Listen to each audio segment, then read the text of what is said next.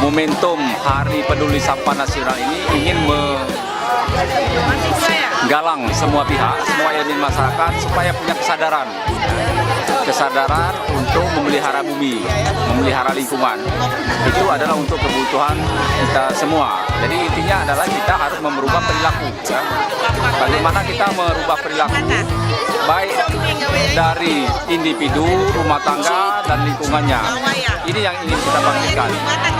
Sehingga ke depan sampah ini sudah terkelola, sudah bersih lingkungan kita.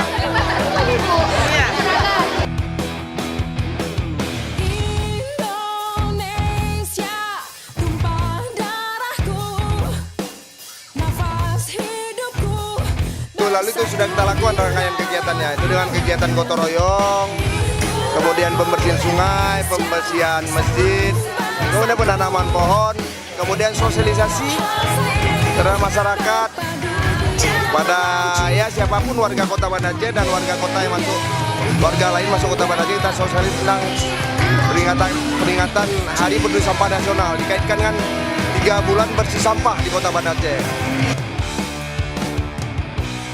Kegiatan kami adalah hari ini mengadakan kebersihan Kota Banda Aceh.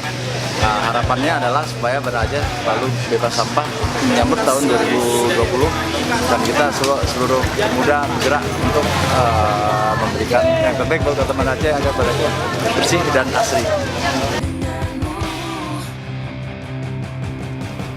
Tanpa bersih orang juga malas. Restoran tidak bersih, orang tidak suka datang ke sini. Banda Aceh oke, ada tempat cagar budaya, tetapi kita tidak bersih. Tapi oleh karena itu, maka kebersihan adalah segala-galanya. Kalau kita ingin maju, ingin hebat kota ini, ingin banyak datang ke sini dari wisatawan, maka kita harus bersih. Kemudian kita Banda Aceh sudah mendapatkan Adipura ke-9 ya. Sudah 9 kali Pak Tua kita mendapatkan Adipura. Maka tahun ini harus kita jadikan nomor 10 Adipura di Kota Banda Aceh.